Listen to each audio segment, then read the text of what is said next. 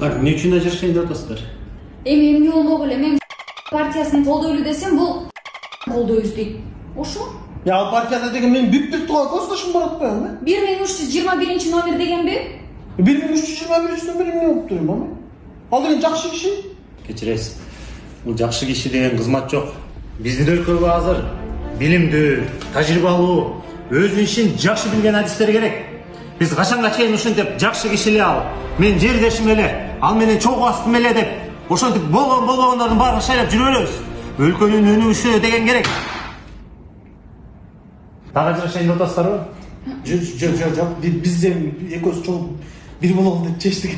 Чечтиңби сен деле? Экөөбүз тең чечиптирбиз. Бактылуу болуңуздар. Рахмат. Бир болуңуздар. Мейли.